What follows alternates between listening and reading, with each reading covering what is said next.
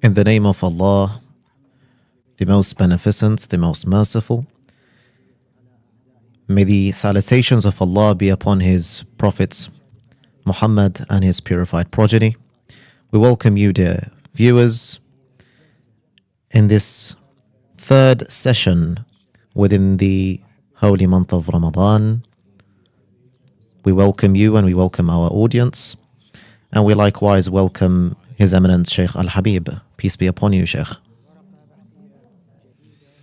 A new research today under the title of God as You've Never Known Him Before.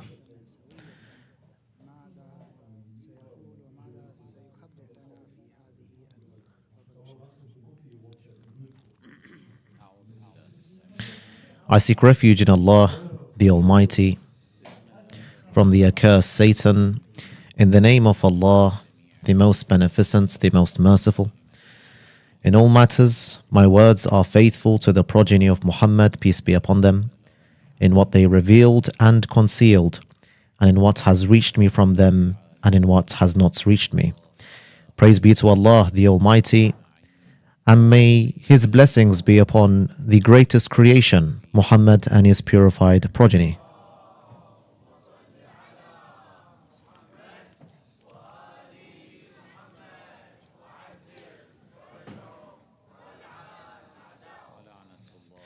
And may the curse and damnation of Allah be upon their enemies and killers until the day of resurrection.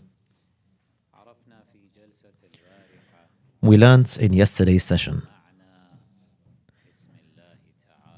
that the meaning of Allah's attribute, al-Akhir, the last, is not as understood by the blind Bakri sect. For Ahlul Bayt, blessings be upon them, the family of the Prophet, have stated that the meaning of al-Akhir, the last, is that He, Allah the Exalted, is not a subject to change. He does not increase nor decrease.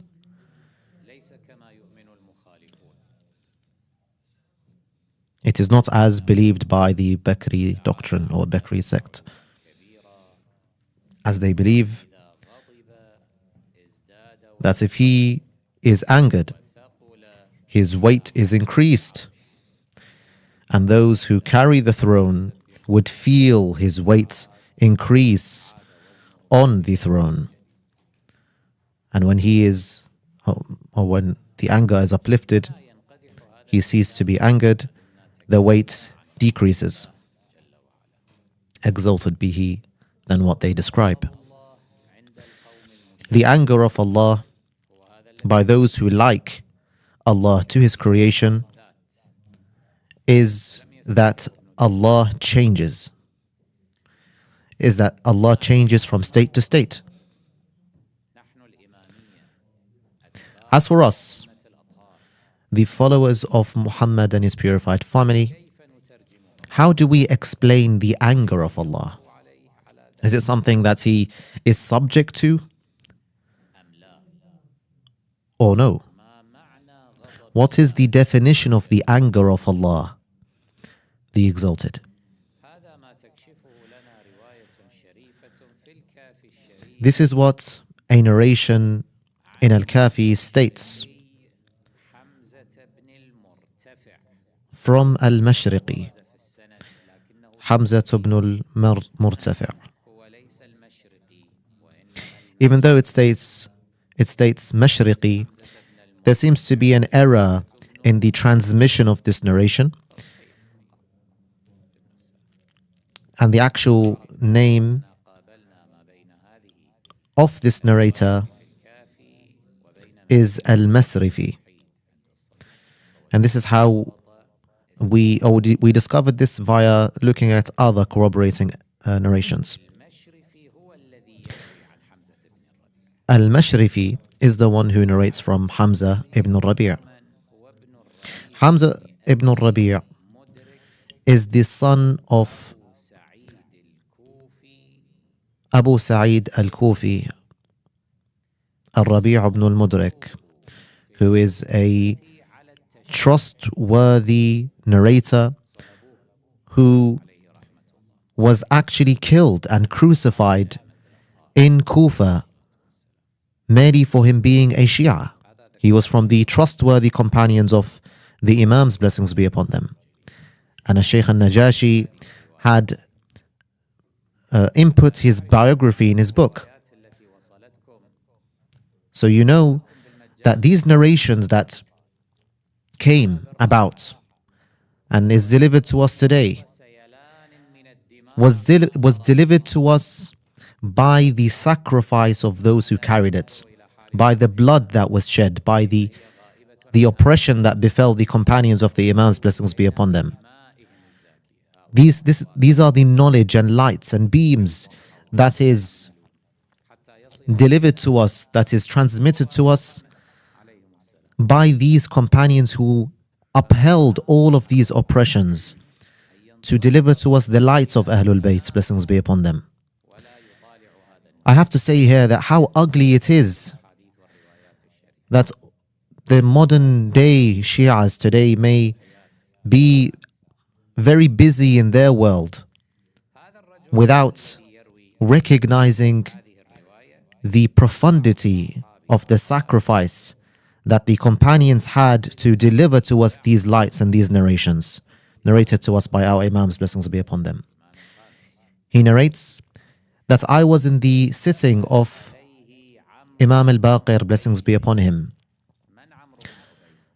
And whilst I was sitting, a person by the name of Amr ibn Ubaid entered into the sitting. Amr ibn Ubaid was one of the heads of the scholars of the Mu'tazilite sect within the Bakri denomination. He said to him, "May I be your ransom?" Allah's verse, when He says, "Whoever who my anger has been upon, then he has lost." What is this anger? Abu Ja'far, Muhammad al-Baqir, blessings be upon him, said that the anger of Allah is His punishment. The anger of Allah is the punishment of Allah. And the pleasement of Allah is His blessings.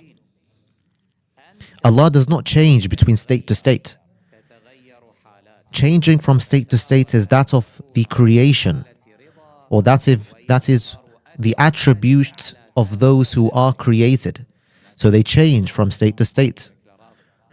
He would be pleased, the person, for example, and then later he would get angry, and that would be evident on your essence, on your demeanor, on your character. That when you get angry, for example, your color would change. You'd have facial expressions.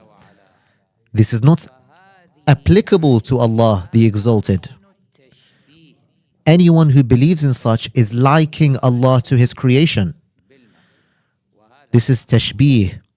This is likening Allah to His creation when they say that Allah is angered, so He changes. With regards to us, as narrated by our Imams, blessings be upon them, and Imam al-Baqir, blessings be upon him specifically, who said that it is His punishment. Then he says, blessings be upon him, whoever who claims that Allah changes from state to state, then he has described Him by that which is the attribute of creations. Allah the Exalted does not change from state to state and is not a subject to change. What is this nonsense that the Bakri sect narrate? That the angels are carrying Allah on a throne every morning, and they also deliver documents to Allah, where Allah apparently reads those documents, and these documents bear the good deeds and bad deeds of His creation. So upon Him reading the bad deeds of His creation, He'd get angry and his weight would increase. This is the nonsense that the Bakri sect and Bakri doctrine believe. Allah, the Exalted, says in the Quran, and whoever my anger is upon, then they have lost. And this is punishment.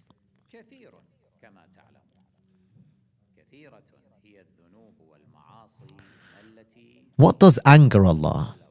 A question I pose. There are many deeds that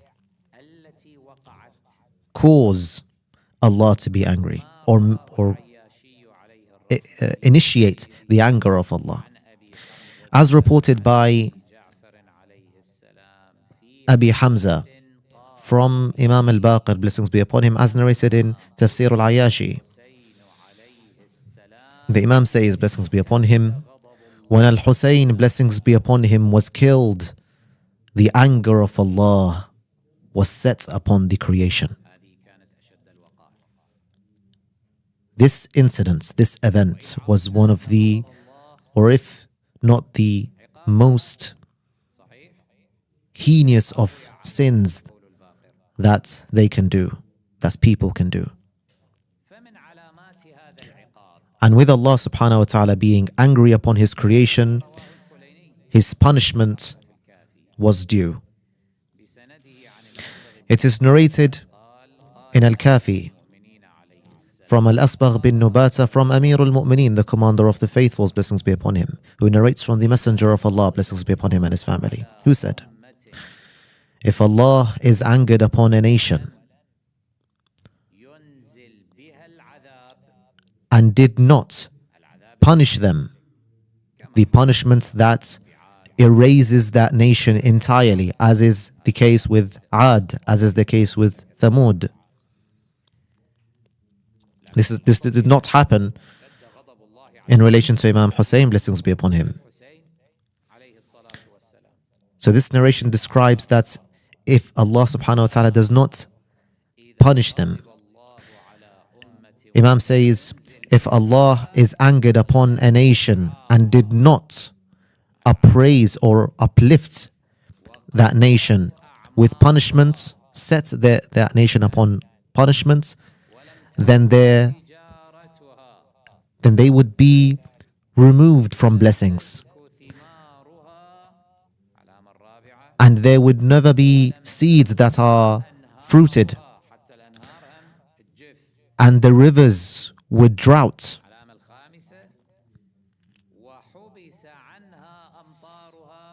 And the rain would be held from them.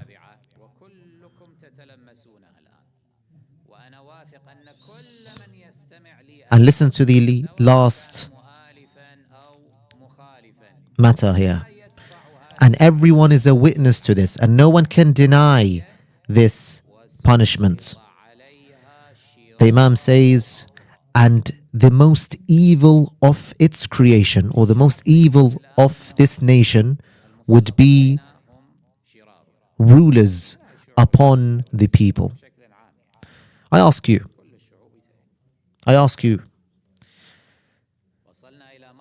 do we not see that the most evil of creation today are rulers? Look at Muhammad bin Salman, for example. This heinous, despicable Zionist or neo-Zionist.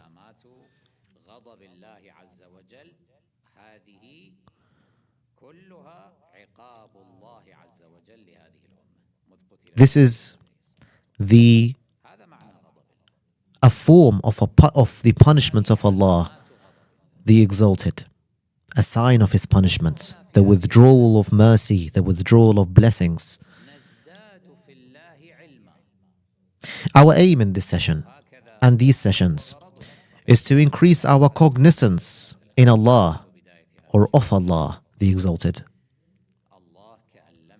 And this is the series that we have launched, Allah as you've never known him before. We want to learn more about our Creator. However,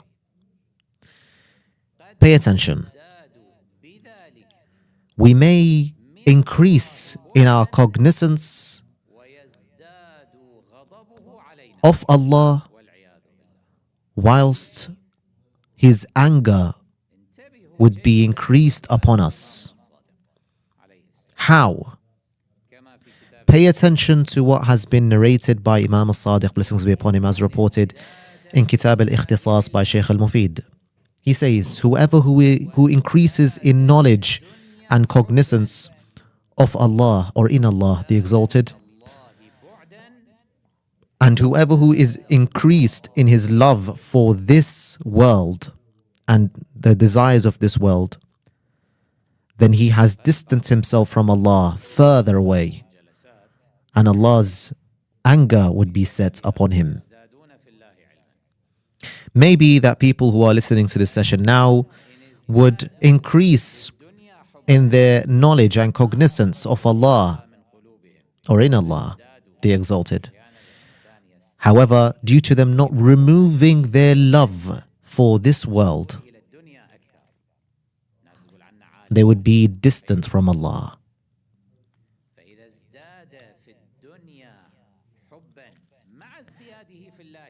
If the person who is seeking to increase his cognizance in Allah whilst loving this world, whilst he is attributed and attached to this world, he would be even more distant away as he increases in knowledge in Allah. The more he increases in knowledge, the more distant he'd become, and the more the anger of Allah would be set upon him. For the one who did not know Allah, he has an excuse before Allah the Exalted. But for the one who knows Allah and knows he has full knowledge or a good portion of knowledge and cognizance of Allah the Exalted, does not have this excuse, as he should be absolutely detached from this dunya and this world. The Imam says in Al-Khisal, whoever who loves the dinar and the dirham is a slave of this world. And Jesus, Isa ibn Maryam, blessings be upon him, says, the dinar is the affliction and is the illness and disease of this world. But the knowledgeable person, the scholar, is the cure for this religion. However, if you were to see a knowledgeable person, a scholar, that is of this world, that is inclined to this world, then there is no good within him. Have you seen a doctor that cures or that brings disease to himself?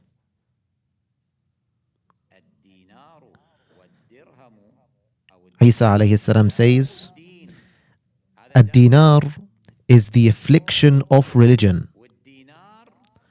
The religion is in a side and the dinar is on another side. Except if that dinar was acquired through the rightful means of as Allah subhanahu wa ta'ala made permissible and is used for the sake of religion. But from principle, the dinar is always on the contrary side is an adversary to religion. The dinar is the affliction of religion, and the scholar is the cure of religion. If you were to see the doctor, the scholar, who brings the disease to himself, bring me the money, bring me the dinar, bring me the money. If you bring me the money, God will give you.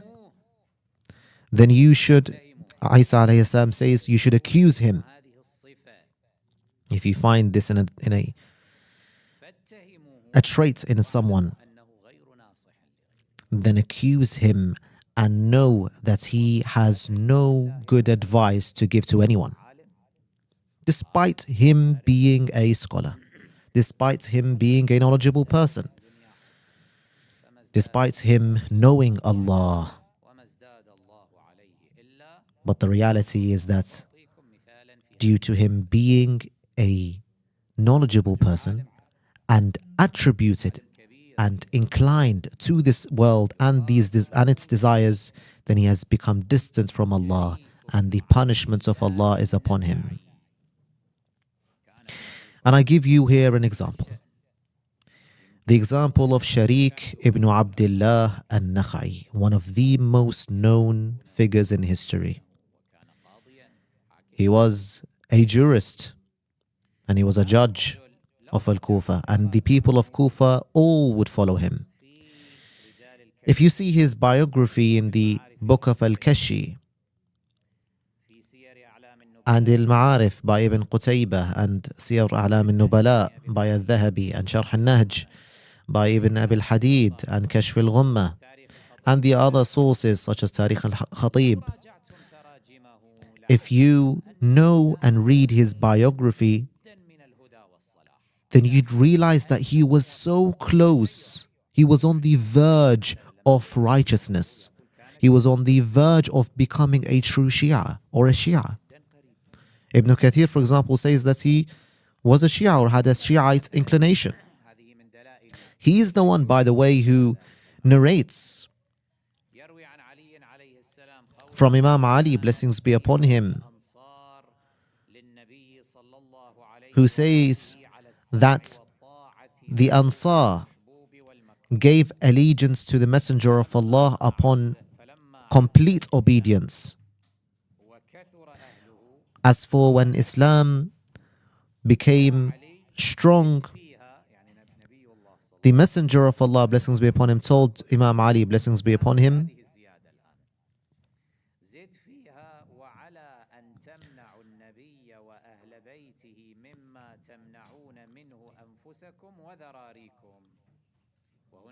make a condition that your allegiance to us, the family of the Prophet and the progeny of Muhammad and the Prophet himself, is to be loyal to his progeny and to his family.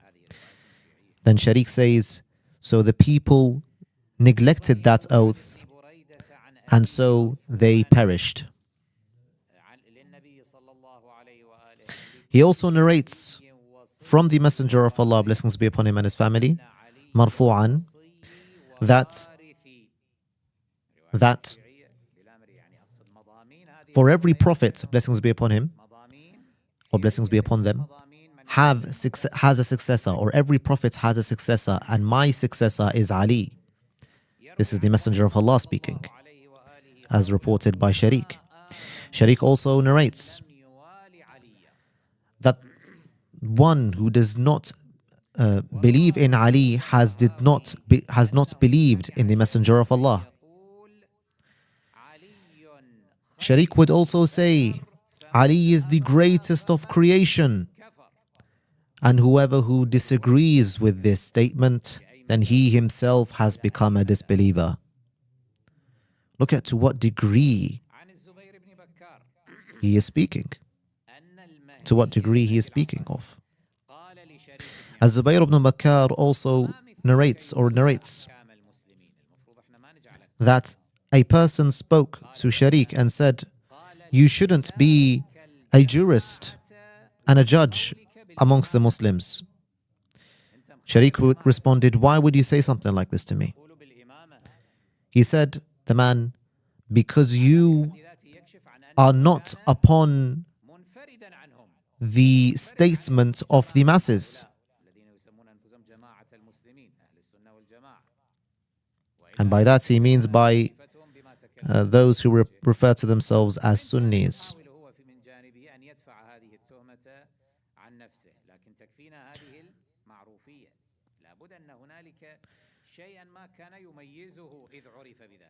Even though Sharik clearly is not upon what they are upon. Ishaq ibn Rahawayh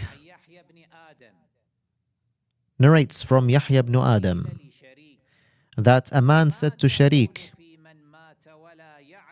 "What do you say about a man who died without knowing Abu Bakr?" Sharik said, "There is nothing wrong with that. What is Abu Bakr? Abu Bakr is nothing. He's a nobody."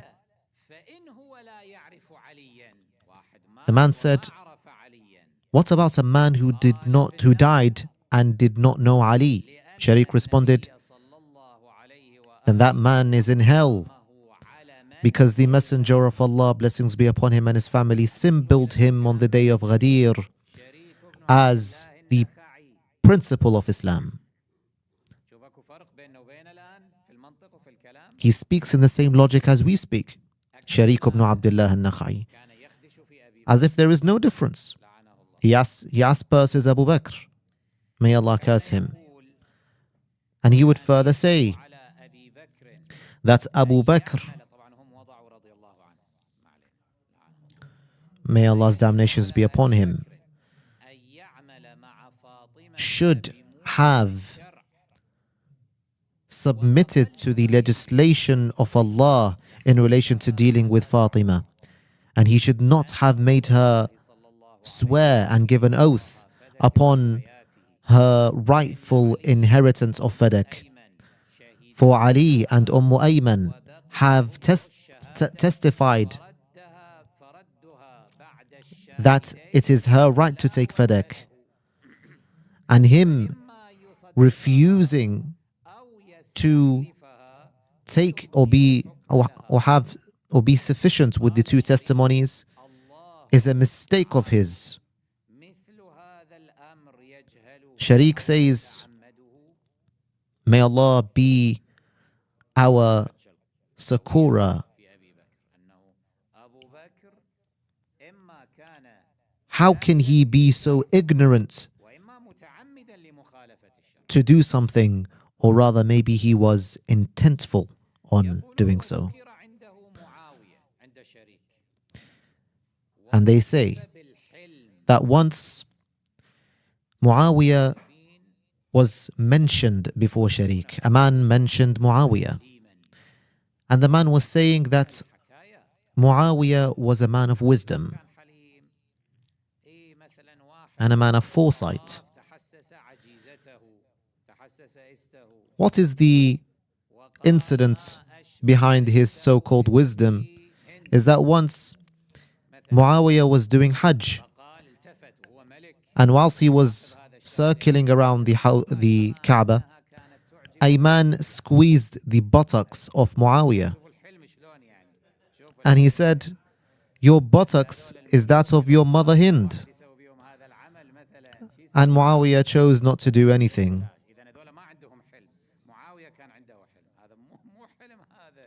This is what they would describe Muawiyah to be. Ridiculous as it sounds, that they would cite this event, this incident, to be a testimony to Muawiyah's wisdom, apparently. This, in actuality, is degeneracy. A person who has no zeal, where a man would mention his mother in a way that is disrespectful, and he would do nothing. This is because it is Muawiyah who has no zeal and is indeed degenerate. Sharik, upon listening to the man saying Muawiyah is a man of wisdom, he screamed, "He is indeed not. And he is a man who fought Imam Ali, blessings be upon him, and his family." But now listen. In the source of Ibn al-Khatib says that Yahya ibn al-Barmaki was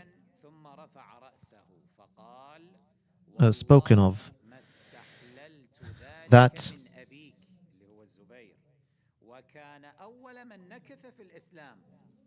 a question was posed that people or Sharik, a man told Sharik that you asperse and criticize Abu Bakr and Umar.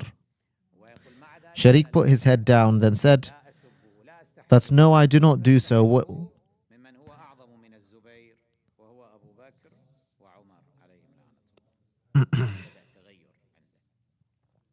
This is the first sign of his change. Ibn Uyayna said that a man said to Sharik, "What do you say about a man who declares Imam Ali to being greater than Abu Bakr?" The man or Sharik responded, "Then that man is exposed." Sharik then says that the man would be effectively saying that the Muslims have erred and blundered by saying that Imam Ali is greater than Abu Bakr. How does that conform with his aforementioned statement when he said that Imam Ali is the principle of Islam, as the Messenger, blessings be upon him and his family, designated him to be in the incident and event of Ghadir? Ibrahim ibn A'yan says, "I told Sharik, do you see, or what do you say about a man who says that I do not declare anyone to be greater than the messenger, greater amongst the companions after the Messenger of Allah?" Then Sharik said, "That man would be an idiot. Do you not know that the Messenger of Allah declared Abu Bakr and Umar to be greatest after him?" Al-Khatib furthermore narrates that Sharik would not sit down on the chair of judgment prior to drinking wine, and he would cite Umar ibn al-Khattab drinking nabidh, drinking wine, as a justification to him drinking wine, as a justification to Sharik drinking wine. And this is a judge that rules before the people, who would drink 4 glasses of wine prior to ruling and prior to passing judgment.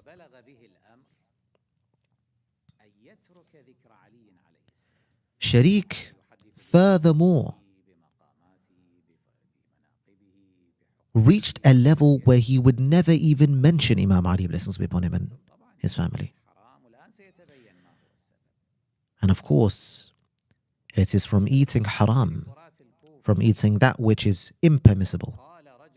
In Tafsir Ibn Furat al-Kufi, a man said to Sharik, citing the verse that those who discreet that which Allah subhanahu wa ta'ala has revealed and made clear in the book, then those who are cursed, and Allah curses them. Sharik said that everything curses them. Or the man said, it means that everything curses them, including insects. When Sharik heard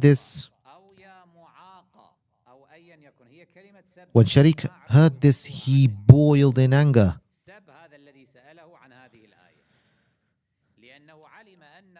And he insulted the man who asked about this verse in Surah Al-Baqarah.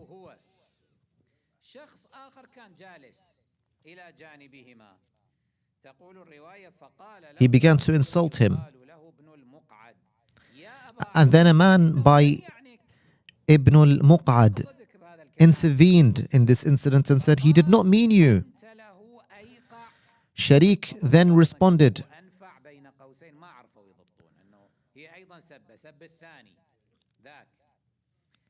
with insults towards that man also.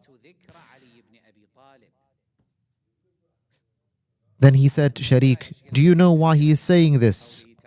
He is saying this because I have left the remembrance and left mentioning Ali ibn Abi Talib.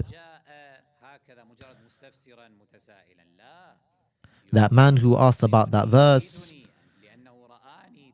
he meant mentioning this verse before me as an aspersion for me, or an aspersion for me neglecting mentioning the name of Ali ibn Abi Talib. And he wants me to hear that Allah, the Exalted, curses me and those who and the cursers would all curse me, meaning all of the creations of Allah would curse me. So you see how he fell into what he fell into years after he would be praising Imam Ali, blessings be upon him. It is furthermore narrated that Al-Haytham ibn Khalid narrated from Sharik, who said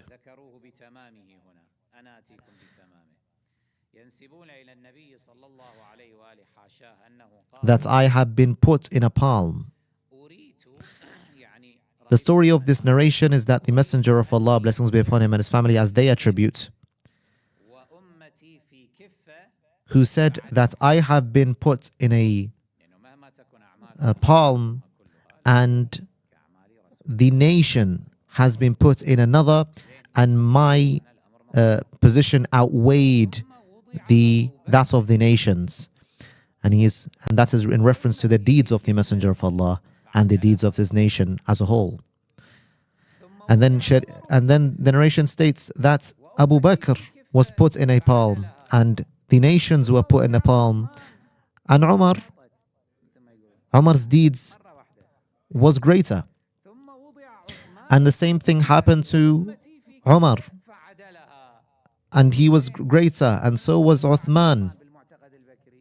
He was put in a palm and the nations were put in a palm, and his deeds was greater than that of the nations.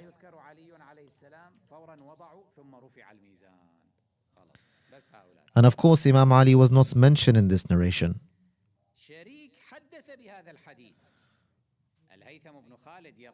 This scale, this narration, who mentioned this narration to Sharik, asked, what about Ali? Sharik then responded that Ali, blessings be upon him, and blessings be upon him is from us, is a man amongst the Muslims, is just a man amongst the nations. So you would gather all the good deeds of these nations from Imam Ali, and all the people would not be greater than that which only Abu Bakr did from good deeds. Look at the disrespectfulness that he portrays and utters about Imam Ali, blessings be upon him. This narration is in the book of Sheikh al-Saduq, who narrated that a man went to Sharik regarding testifying in a particular case. Sharik said, how will I accept your testimony with you doing this great sin? Ibn Kahtham said, what is that thing that you're referring to? Sharik said, al-Rafd, you being a Rafidah, or from the Rafidah. The man said, the man began to cry and said, you have attributed me to a people that I fear, that I am not from them.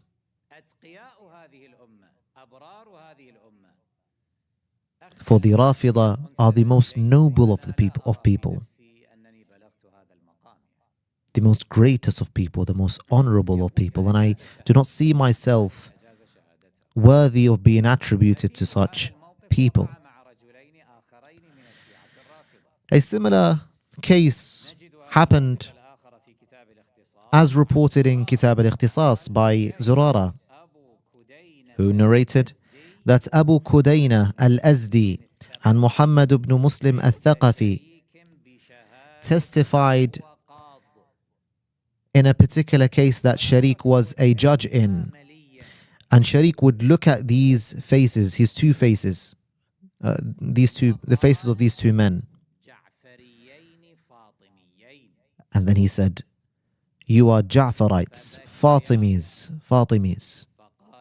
The two men then began to cry. Sharik then said, what is making you cry? The two men responded, "You have attributed us to a people who don't accept us to be amongst them due to us being low in piety and low in righteousness." And who was speaking of this? Someone like Muhammad ibn Muslim, who was a great giant amongst the companions of the Imams, blessings be upon him. Blessings be upon them. And you have furthermore, the two men said, attributed us to Imams who do not accept us to being amongst their Shia. For if they accept us to be amongst their Shia, then they have forgiven us and they have been kind to accept us. And this is something that really should be noteworthy to mention, that you should really consider that you may be not accepted before the Imams, saying that I am a Shia, I am a Rafida, being arrogant and having a sense of pride. You are nothing in reality. You should be asking Allah, the Exalted, that the Imams accept you to being a Shia, that we admit him to our Shia by their kindness, not by us being justified to being Shia or worthy enough to being Shia. Sharik then smiled that if there were men, they'd be as you were.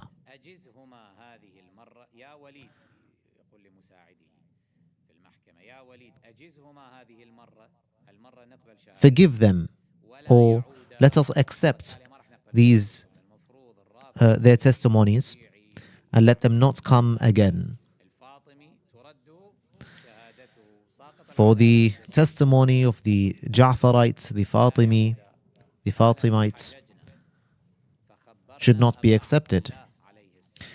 The two men went to Hajj and told Abu Abdullah, blessings be upon him, Imam al-Sadiq, about the incident.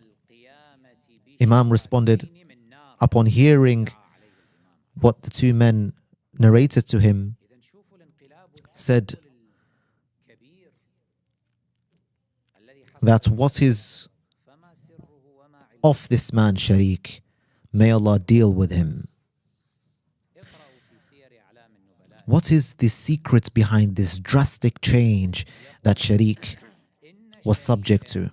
It is what is narrated in Siyar A'lam al-Nubala by al-Dhahabi, that a Sharik was submitted to or admitted to the Abbasid ruler,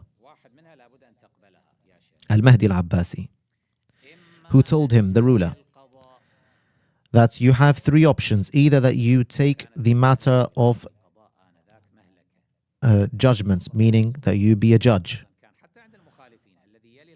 And being a judge was a very strenuous and dangerous position for one to take in government. Even amongst the Bakri scholars themselves, they'd always run away from such a position. Al-Mahdi al-Abbasi says, you have three options: either that you take the position of judgment, meaning you be a judge, or that you become the mentor of my children, meaning that you would be in the realms of the, the palace of the government. And the third option is that you eat, or you eat from mere dinner. The narration states that Sharik was thinking about it, was contemplating these three options. In the beginning, he did not want to become a judge, nor did he want to be a mentor for the children of al-Mahdi al-Abbasi, who was the ruler of the Abbasid so-called caliphate. He did not want to do these two things, so he thought the easiest thing and the easiest option is for me to eat from the food of the ruler. I go and I eat from his food and then I leave. So he said, I'd rather eat from your food instead of doing the two. So al-Mahdi, the ruler of the Abbasid government, ordered the chef to prepare one of the most greatest of meals that can be prepared, with a lot of sweets and a lot of desserts. And the chef would say that after me giving him these foods, he would never remain upon the position that he is upon. He would indeed come and work with you.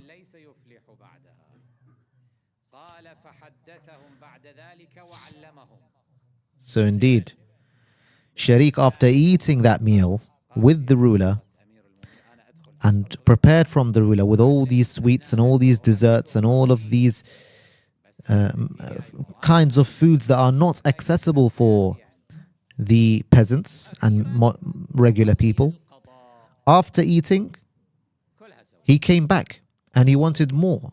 And then he accepted to be not only he accepted to be a mentor of the Mahdi's children, the ruler, rather he also accepted to be a judge. Al-Mahdi al-Abbasi would give him instructions, for example, to go and collect his funds and money from the bank of the government.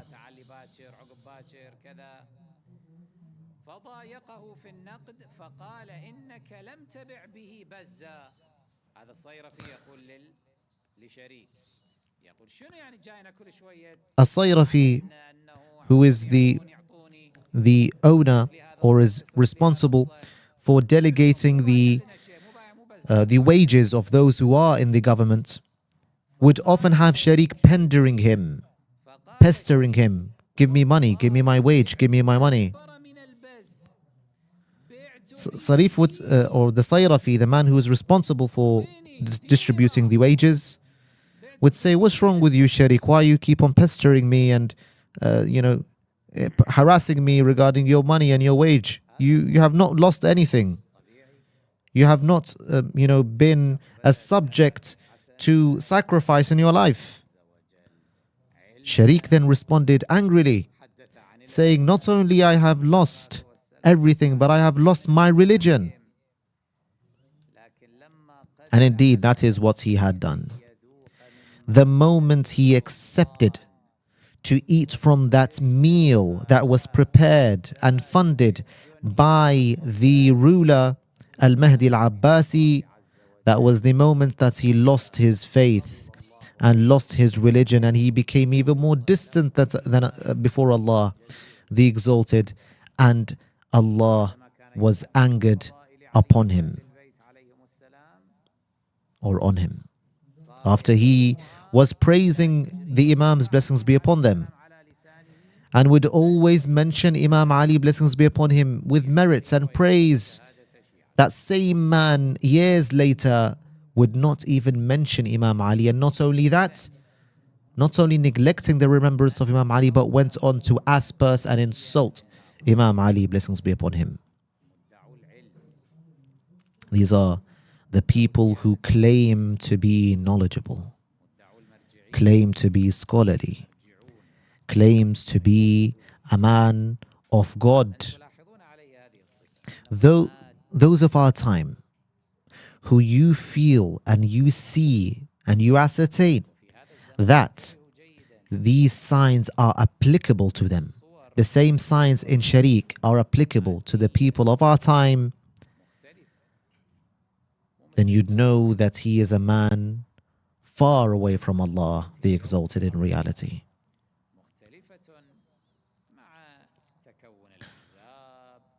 For the dunyawi individual today is quite different than the dunyawi individual of the prior worlds also, or the prior eras. And by dunyawi we mean a person of this world, a person who is about the desires of this world.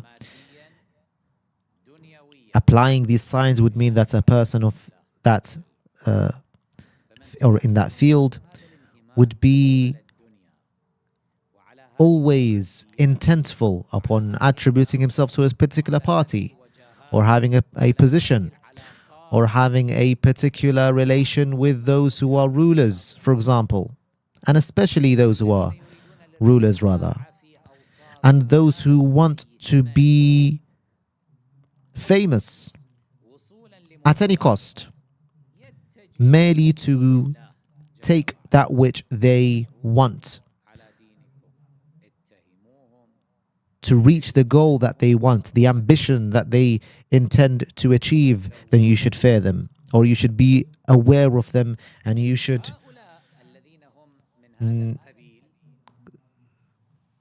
condemn them and disassociate from them, despite them having immense knowledge maybe, but due to them seeking the means and desires and goods of this world, they are in reality distant away from Allah. And this is why you'd find them always falling into serious deviations and misguidance, especially in Tawheed. Realize those who entered into the governance of Khomeini. How were they before and how were they after? They before, for example, would negate and reject the concept of the false Arfan. After they entered into the governance of Khomeini, and within his government, they changed. They changed and they began to speak about these concepts that are from the false Arfan, until they reached it to speaking about Wahdat al-Wujud and Mawjud, the concept of the unity of existence and the unity of beings, pantheism. These people are those who fall into deviations and misguidance in creed, and especially in the category of Tawheed. And this is what happened to Sharik. Al-Awad ibn al-Awwam said that Sharik came whilst he was all over 50 years old. So I told him that there are people of the Mu'tazilite school who negate these ahadith, these narrations, that the people of heaven would see Allah in heaven, and that Allah enters into this world in the final third of the night, and these false ahadith that you know. Sharik, after he was bought or was told about these narrations, hadith mentioned over 10 ahadith, over 10 narrations regarding liking Allah to his creation. Then he said, as for us, that we have taken our religion from the children of the Tabi'een and from the companions of the Prophet. And this is what we are upon. And this is a deviation. And even that is a fallacious reasoning. These companions, who did they take it from? Did they take it truly from the Messenger of Allah, blessings be upon him, and his family? Or did they take them from the Israelites? The Israelite narrations, in the same way we have revealed to you in our old Shahr Ramadan series, Month of Ramadan series, regarding the Israelite narrations within the corpus of the Bakri doctrine.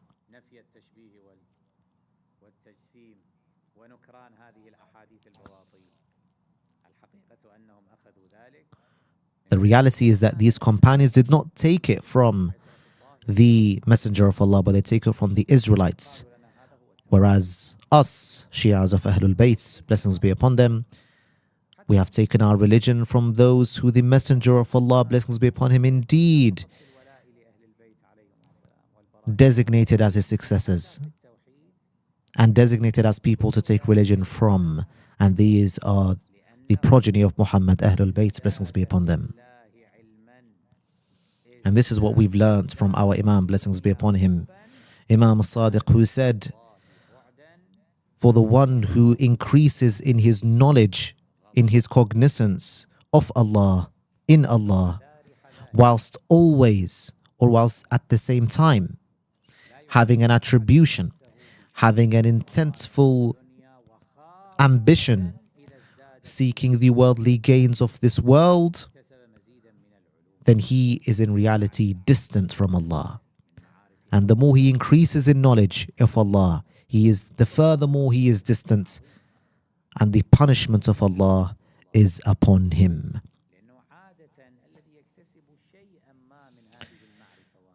This is the reality. It is the pattern for the one who knows this knowledge in Allah, having the cognizance of Allah, in Allah the Exalted, then it's true that he is uplifted in the community. He will have a reputation in the society. So for those who have heinous means or heinous intentions and deviations, and by that we mean having ambitions of this world and in this world, seeking the goods of this world, then he would fall into deviations. Opening a store to get whatever he intends to get via selling his knowledge in Allah the Exalted. And the more he does so, the furthermore he is distant from Allah the Exalted, and the more punishment of Allah will be upon him. We shouldn't be deceived by these people and we shouldn't have a people who blind themselves from the reality of these people, from the so-called grand scholar or so-called scholar who says these utterances and have very clear deviations and misguidance, yet people refuse to reject him and say, no, he is our scholar, he is our grand scholar. We shouldn't have people who say such thing.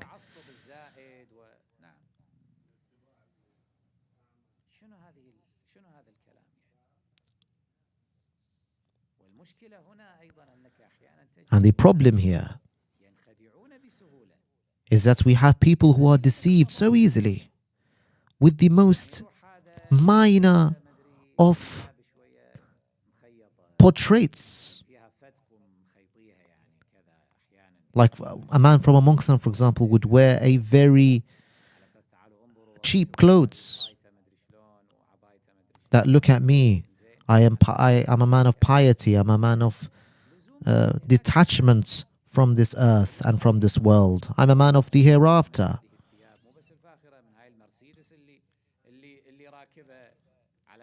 When the reality is that is all for the media. That is all for the sake of promoting himself so that he may deceive people. When in the reality, when he would go to other meetings, to private meetings, to whatever that he really wants to go, then he would be wearing the most, wealthiest of goods, wealthiest of clothes, and would have a Mercedes and so on forth. Normally, the person who portrays piety, fakes piety and righteousness would be exposed. This is the pattern of what happens. Anyone who is piety or has piety or portrays piety and righteousness to deceive people would be exposed.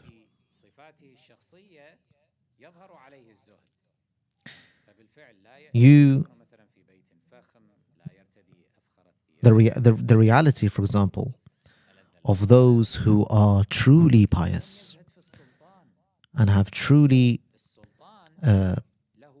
are righteous, then they would not be upon the category that we are mentioning.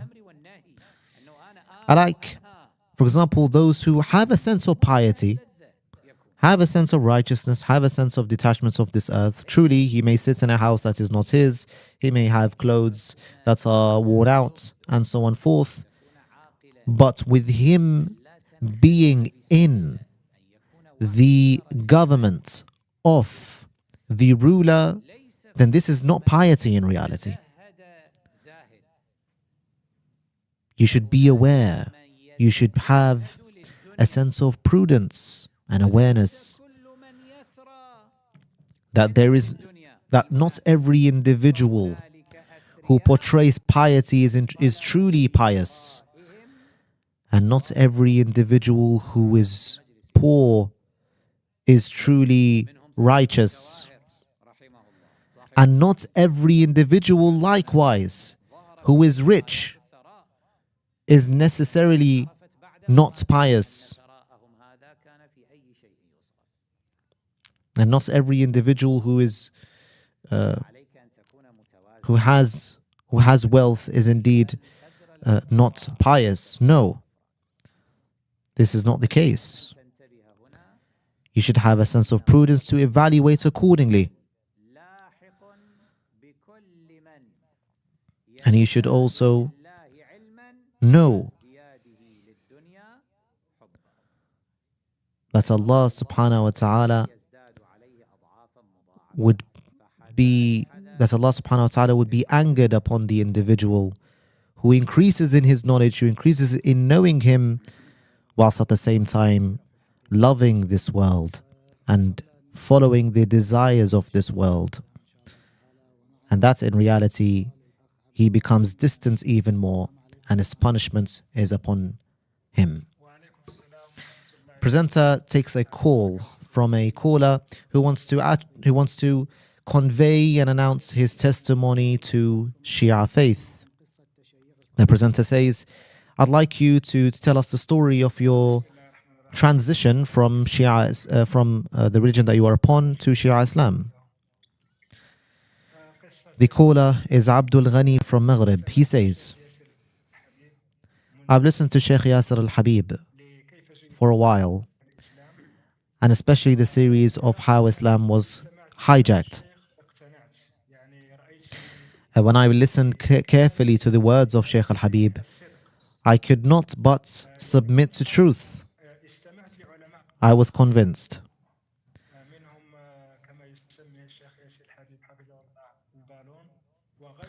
Whilst I was listening to other scholars, those who Sheikh al-Habib describes to be balloons, as in fake scholars, I was not convinced.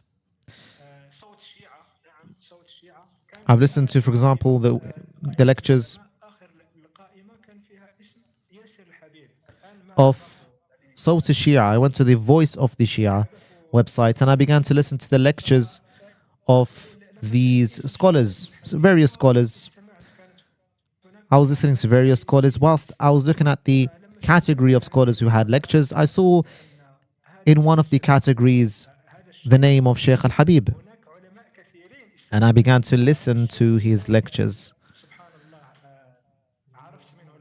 And I could not but, after listening to him, submit to Shia Islam and submit to truth, despite me listening to various other scholars before him. But I was not convinced except from him. And I had wanted to announce my testimony to the Shia faith for a long time, but I did not have the chance. And I thank Allah to having the opportunity to do so today. And I've been researching ever since 2008. Despite me speaking to Sheikh al-Habib before, but I was not intentful on embracing the Shia faith at the time. And I thank Allah, the Exalted, the Lord of the worlds, for having the opportunity to announce my conversion today. The presenter asks, have you ever spoken to other individuals about Tashayyu' and Shia Islam? The caller says, I indeed have, and I brought people to Tashayyu'. I brought people to Shia Islam. And he says that every time I admit someone to Shia Islam, to the Shia faith, I give the rewards in my intention to Sheikh al-Habib. And when I would speak with them, I would always just tell them to listen to the series of how Islam was hijacked.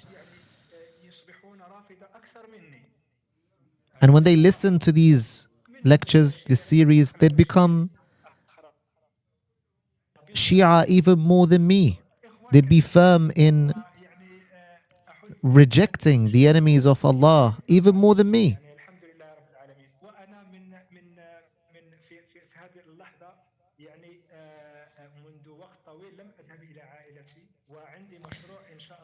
And I want to say furthermore that it's been a while since I've seen my family.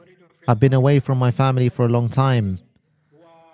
And I want Sheikh al-Habib to pray for me, for I have a project to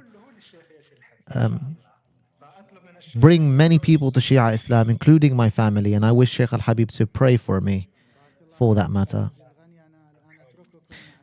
Presenter says that I will bring you, or I will put you forth before Sheikh al-Habib to admit you to the Shia faith, reciting the testimonies to Shia Islam.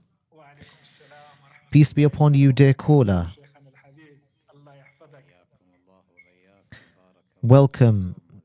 May Allah bless you and increase your light and success, Sheikh al-Habib says. And may you be able to bring your family to guidance.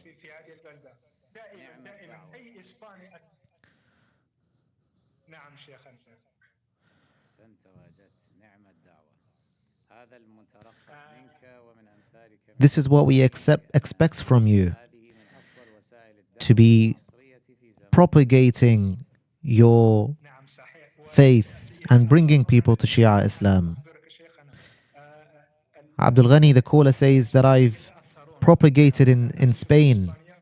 I am in Spain, I live in Spain, and I have speaking to them about the Lady of Heaven film. And I have given leaflets and made what I can to bring attention to the film. And many would tell me that I did not know this before. I'd find a lot of people interested in knowing more regarding the Lady of Heaven. And I'd also go to the Bakri in mosques, for example, and Bakri people. I'd go to their mosques whilst the Bakri individual, the so called Imam, is delivering a sermon, delivering a speech. I'd stand up in the midst of the mosque to curse Abu Bakr and Umar and expose their crimes. Some of them would indeed get angry, but some of them would come and say, how do they, what is this man saying? They'll be stunned and startled. They'd come and ask, what do you mean by the Messenger of Allah being killed by Abu Bakr and Umar and Aisha?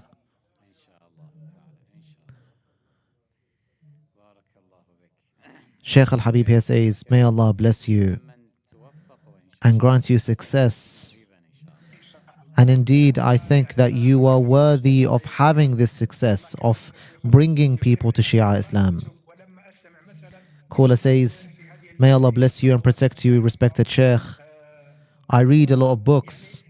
I research. And I furthermore look into the supplications that are of this night and this holy month of Ramadan. But when I hear from you, I believe it even more.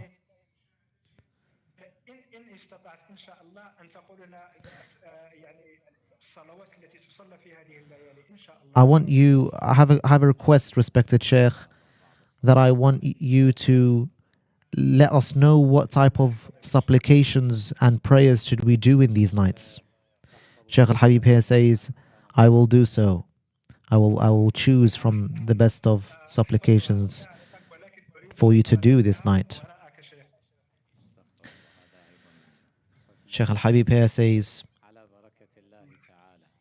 in the name of Allah, say after me, I testify that there is no God but Allah, who has no partner.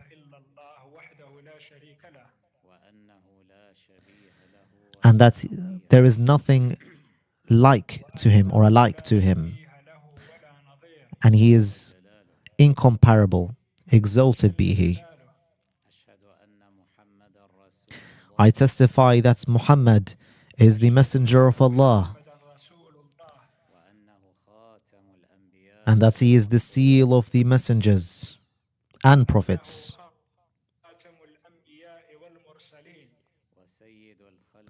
and the master of all creation.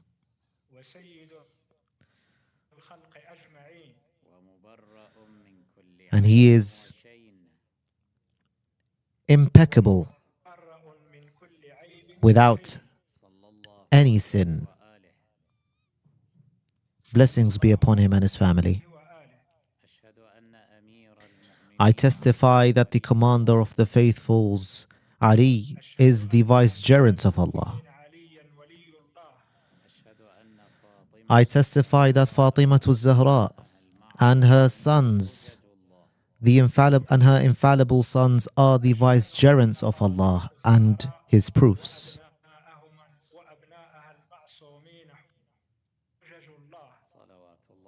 Blessings be upon them.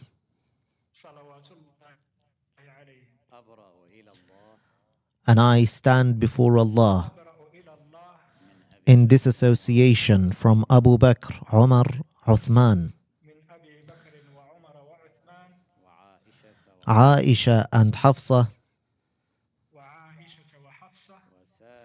and all the enemies of the family of the prophets. Blessings be upon him and his family. I testify that Abu Bakr, Umar and Uthman and Aisha and Hafsa are in hellfire. The caller says they are in hell, in hell, in hell. Sheikh al-Habib here says, sends his salutations and blessings upon the Messenger of Allah and his purified family.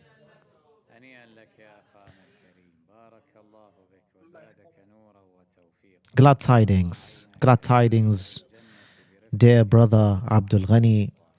May Allah bless you and grant you the accompanyship of the Messenger of Allah and his purified family in the highest ranks of paradise. Caller says, I congratulate you, Brother Abdul Ghani, for embarking upon the ark of guidance. Abdul Ghani, the caller says, please pray for me. Don't forget me from your prayers in these nights. Presenter says, may Allah bless you, Brother Abdul Ghani. I'd like here to also mention that the Lady of Heaven is indeed translated into Spanish, and it is available on Apple, Amazon Prime, as well as other platforms.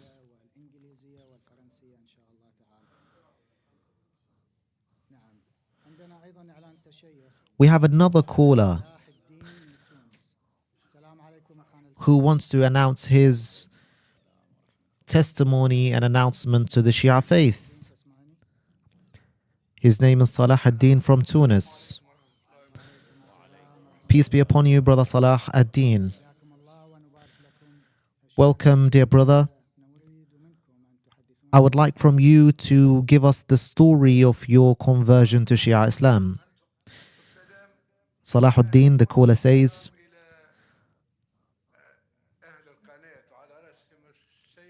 from Tunis, I give my salutations to the people of the channel, who are the workers in the channel, and Sheikh al-Habib.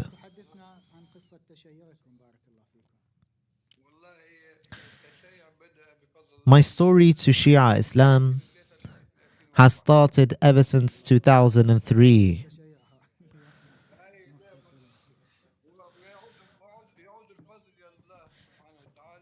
And all the praise is for Allah. I had a friend from the south of Lebanon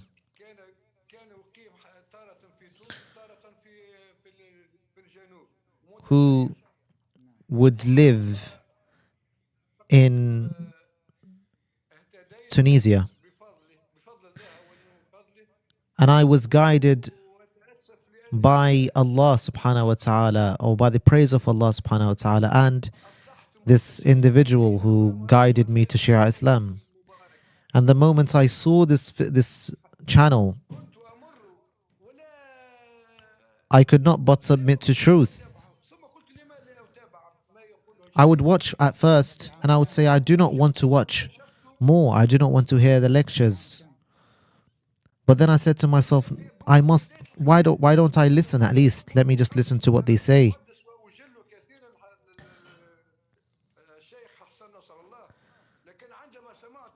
And I would, for example, listen to other scholars such as Hassan Nasrullah.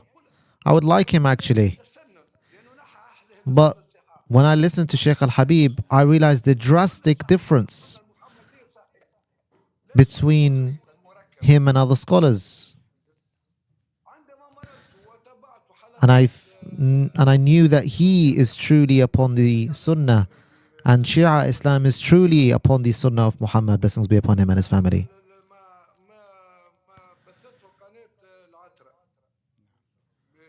And I would watch the lectures and programs that was broadcasted upon the channel of Sawt al-Itra.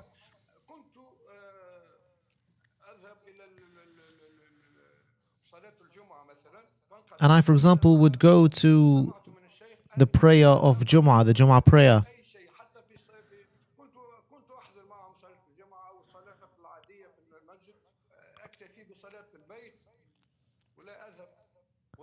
But after I listened from Sheikh al-Habib that you cannot follow them in prayer, you cannot be led by a Bakri individual in a congregational prayer, then I stopped doing so and I would pray at home.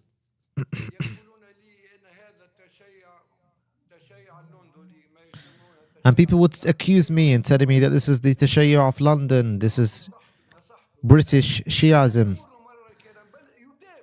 But I would find this ridiculous because you would be, ruling, giving a ruling, passing a judgment on something of you don't know, that which you don't know, without even listening.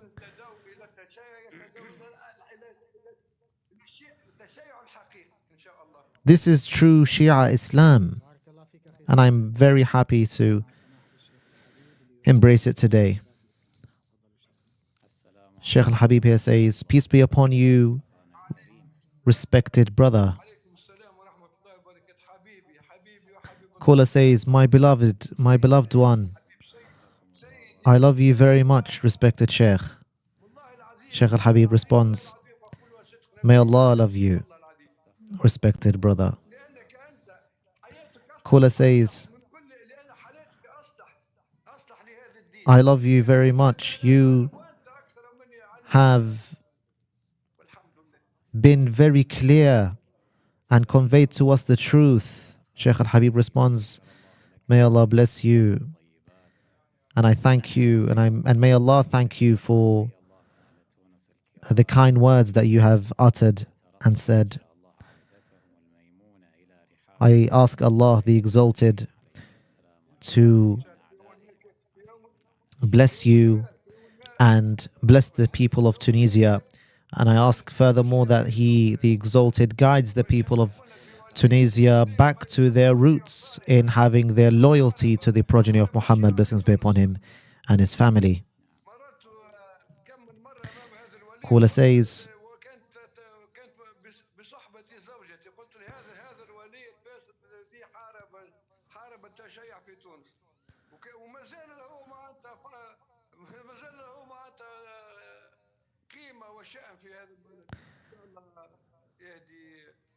Caller says that I wish that my people is or are guided to Shia Islam and truth. Sheikh al-Habib responds that I hope, it is my hope that the people of Tunisia, who are known for their academia and civilized ethics, to embrace Shia Islam and embrace truth. For the greatest enemy to Shia Islam is indeed ignorance.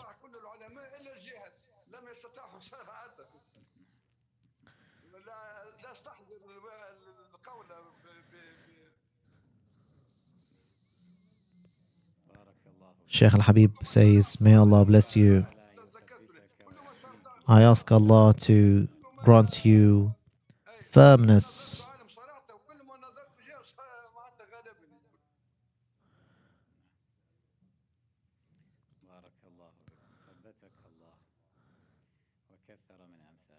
and may Allah increase from your likes.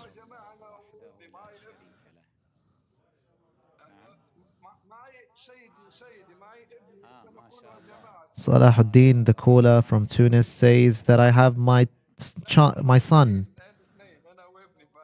I have my son with me and he wants to declare his testimony too. Sheikh al-Habib is delighted here and he says, welcome is the father and welcome is the son.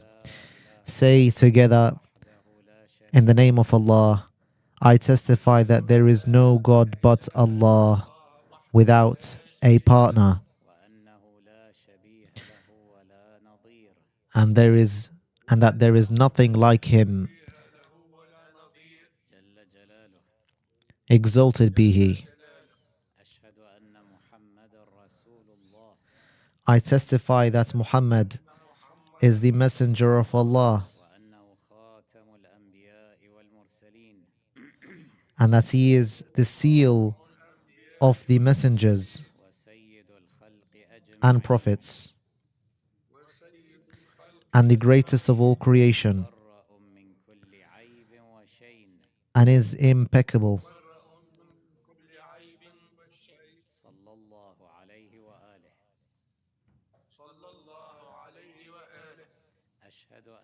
Blessings be upon him and his family. I testify that the commander of the faithfuls, Ali, is the vicegerent of Allah. I testify that Fatima Zahra and her infallible sons are the divine proofs of Allah. Blessings be upon them. I stand before Allah in disassociation from Abu Bakr, Umar, and Uthman,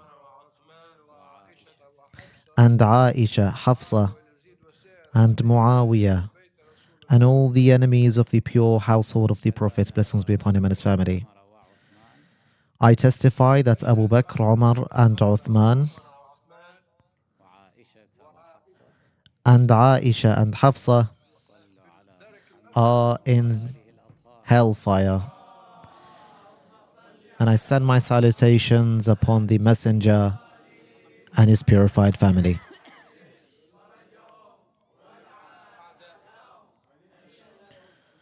Glad tidings, glad tidings, glad tidings for you embarking upon the ark of guidance and the ark of salvation.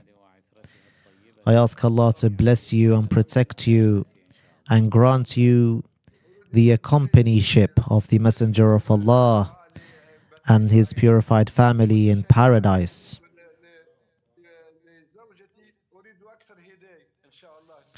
I want you to pray for the caller says, I want you to pray for my wife. Pray for her so that she enters and embraces Shia Islam. Caller Sheikh al-Habib responds that I will indeed do so. I will indeed pray for everyone who has a relation to you that they accept Shia Islam. Presenter says, glad tidings, and I ask Allah to indeed bring your people to Shia Islam. And here I conclude this session until we meet tomorrow at the same time. And that is all we have today. And I send my salutations upon the Messenger and his purified family.